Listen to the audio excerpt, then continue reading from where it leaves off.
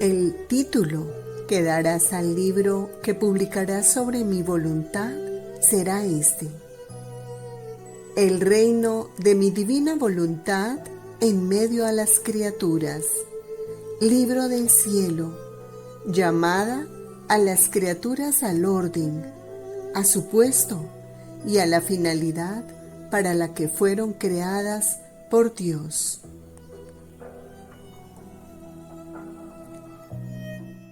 En el nombre del Padre, y del Hijo, y del Espíritu Santo. Amén. 5 de septiembre de 1924. Queridos hermanos, hemos dicho que debemos preparar el triunfo y el reino de la divina voluntad en nosotros, como ha sido en el corazón inmaculado de María. Pero ¿cómo se hace? Todo parte del conocimiento, de amar y acoger en nosotros la verdad, no para nuestra erudición, como los teólogos y los doctores de la ley, sino para que en nosotros sea vida. En el Apocalipsis, San Juan dice: Entonces me acerqué al ángel y le rogué que me diera el librito, y me dijo: Tómalo y devóralo. Te llenará de amargura las entrañas, pero en la boca te será dulce como la miel. Tomé el librito de la mano del ángel y lo devoré. En la boca lo sentí dulce como la miel, pero cuando lo asimilé sentí en mis entrañas toda la amargura. Entonces se me dijo: Debes profetizar de nuevo a muchos pueblos, naciones y reyes. El libro de cielo que leemos debemos devorarlo para que nos dé vida, sea nuestra vida, y que se vea. Dicho conocimiento es para pensar y sentir como el Señor y vivir su vida. San Pablo nos dice: No hagáis nada con espíritu de rivalidad o por vanagloria, sino que cada uno con toda humildad considere superiores a los demás, sin buscar el propio interés, sino el de los otros. Tened los mismos sentimientos que tuvo Cristo Jesús, el cual, aun siendo de naturaleza divina, no consideró tesoro codiciable su igualdad con Dios, sino que se anonadó, tomando la condición de siervo y haciéndose semejante a los hombres, y en la condición de hombre se humilló, haciéndose obediente hasta la muerte y muerte de cruz. Por eso Dios lo ha exaltado y le ha dado un nombre que es sobre todo nombre, para que al nombre de Jesús toda rodilla se doble en los cielos, en la tierra y bajo tierra, y toda lengua proclame que Jesucristo es el Señor, a gloria de Dios Padre. Se humilló. Ese es el significado más profundo de la frase que decimos en el credo: descendió a los infiernos, que no es el infierno de los que se condenan, ni sólo las regiones inferiores, o sea, el seno de Abraham o limbo de los justos, donde esperaban la redención todos los justos y los salvados del Antiguo Testamento, sino que indica su más profundo humillarse para glorificar al Padre. Por eso, Él es el primero y el último, Alfa y Omega. Por aquí se empieza. Y Jesús le dice a Luisa: quien ha de subir más alto que todos debe descender a lo más bajo, por debajo de todos. De mi madre, reina de todos, se dice que fue la más humilde de todos, porque había de ser superior a todos. Pero para ser más humilde que todos, debía descender a lo más bajo, por debajo de todos. Y mi Madre Celestial, con el conocimiento que tenía de su Dios Creador y de quién era ella, criatura, descendía por tanto en lo bajo, tanto que en la medida que descendía nosotros la elevábamos, tanto que no hay nadie que la iguale. Así es de ti, la pequeña hija de mi querer, para darle el primado en mi voluntad, debiendo elevarla sobre todos, la hago descender a lo más bajo, por debajo de todos, y cuanto más desciende tanto la elevo, y le hago tomar su puesto en el querer divino. Oh, cómo me enternece cuando quien está sobre todos la veo por debajo de todos. Yo corro, vuelo, para tomarte en mis brazos, y hago ensanchar tus confines en mi voluntad. Por eso permito todo por tu bien, y también para realizar mis más altos proyectos sobre ti.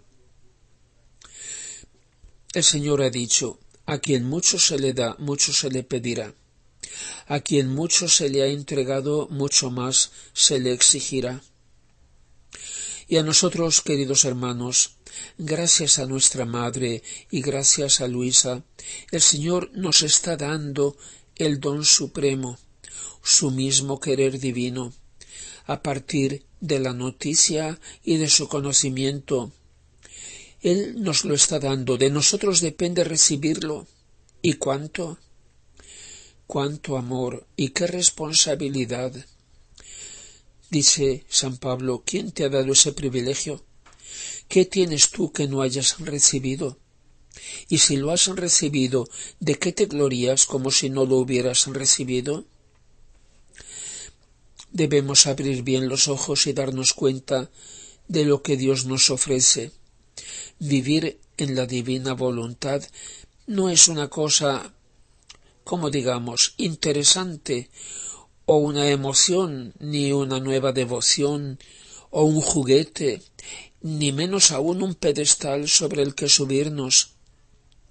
Se trata de la realización de su proyecto de amor, de su decreto eterno, de su reino.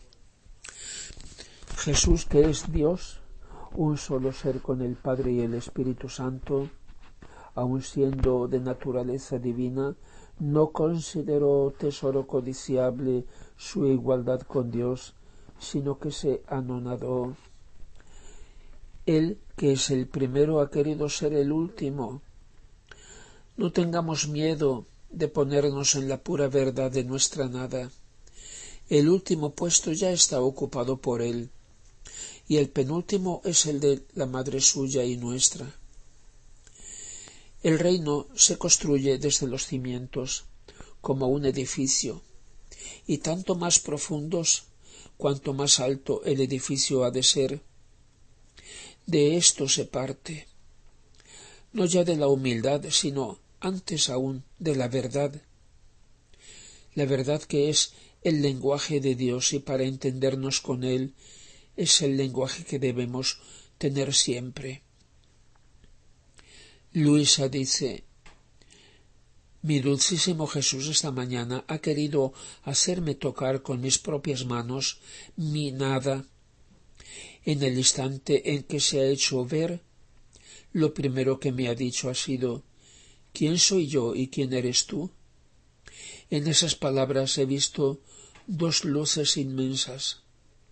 En una comprendía a Dios, en la otra veía mi miseria, mi nada. Veía no ser más que una sombra, como la sombra que forma el sol al iluminar la tierra, que depende del sol, pasando el cual por ella a otros puntos, la sombra deja de existir fuera de su esplendor. Así mi sombra, o sea, mi ser, depende del místico sol que es Dios, que en un simple instante puede hacer desaparecer esa sombra. ¿Y qué decir cómo he deformado esa sombra que el Señor me ha dado, no siendo ni siquiera mía? Es horrible pensarlo. Apestosa, podrida, toda llena de gusanos. Y sin embargo, en ese estado tan horrible, estaba obligada a estar ante un Dios tan santo. Oh, qué contenta estaría si se me concediera esconderme en los más oscuros abismos. Después de eso Jesús me ha dicho: el favor más grande que puedo hacer a un alma es hacerle conocerse a sí misma. El conocimiento de sí y el conocimiento de Dios van a la par. En la medida que te conozcas a ti misma, otro tanto conocerás a Dios. El alma que se ha conocido a sí misma, viendo que de por sí no puede hacer ningún bien, transforma esa sombra de su ser en Dios, y entonces hace en Dios todo lo que hace. Sucede que el alma está en Dios y camina con Él, sin mirar, sin investigar, sin hablar. En una palabra, como muerta, porque conociendo a fondo su nada, no se atreve a hacer nada por sí misma, sino que ciegamente sigue el impulso de lo que hace el Verbo. El Señor dice: hija mía, qué bellas son nuestras obras, son nuestro honor y nuestra gloria perenne. Todas están en su puesto y cada cosa creada cumple perfectamente su tarea. Sólo el hombre es nuestro deshonor en nuestra obra creadora, porque, evitando nuestra voluntad, camina con la cabeza abajo en el suelo y con los pies en el aire. ¡Qué desorden! ¡Qué desorden! Es repugnante verlo. Caminando cabeza abajo, se arrastra por la tierra, todo se trastorna, se transforma. A la vista le falta el espacio necesario para ver. No puede extenderse en el espacio para conocer las cosas, o defenderse si el enemigo está a su espalda, ni hacer mucho camino, porque, pobrecillo, con la cabeza se tiene que arrastrar, no andar, porque el oficio de andar es de los pies, el de la cabeza es dominar. Por tanto, hacer la propia voluntad es la auténtica y perfecta inversión del hombre y el desorden de la familia humana. Por eso me interesa tanto que se conozca mi voluntad, para que vuelva a su puesto y ya no se arrastre cabeza abajo, sino que camine con los pies, no sea una vergüenza mía y suya, sino mi honor y el suyo. Mira tú misma, ¿no se ven feas las criaturas viéndolas caminar con la cabeza por tierra? ¿No te disgusta a ti también verlas tan desordenadas? Y Luisa dice: yo he mirado y veía las cabezas abajo y los pies en el aire.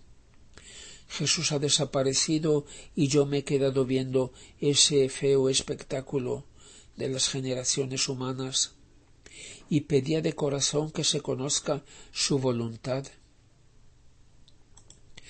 Por eso el Señor se ha humillado así, para reparar esa inversión. Él, el primero, se ha hecho el último. No debemos tomarlo a la ligera.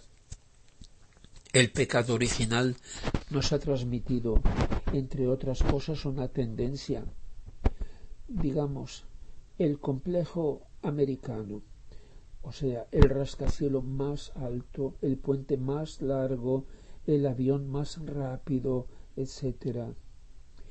Es ese querer ser más, incluso ser como Dios, pero sin Dios, como el demonio propuso a Eva, poniéndonos en lugar de Dios.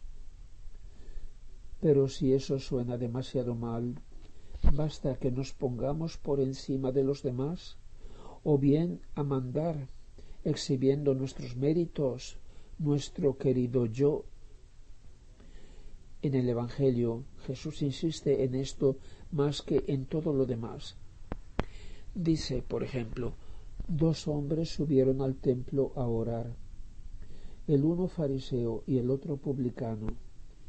El fariseo en pie oraba para sí diciendo: oh Dios, te doy gracias de que no soy como los demás hombres, rapaces, injustos, adúlteros, ni como ese publicano.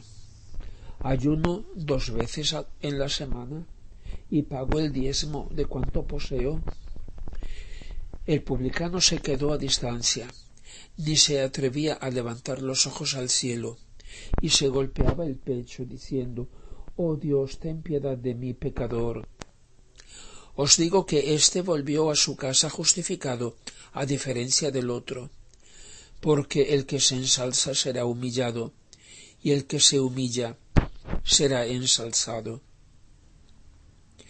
Jesús dice casi al principio de sus lecciones: «Hija mía, la cosa principal para que yo entre en un alma y forme en ella mi morada es el desprendimiento total de todo. Sin eso no sólo no puedo habitar yo, pero ni siquiera puede haber ninguna virtud en el alma. Después de que el alma ha hecho salir todo de ella, entonces entro yo y junto con la voluntad del alma construimos una casa. Los cimientos de ella se basan en la humildad, y cuanto más profunda, tanto más bellas y fuertes resultan las paredes.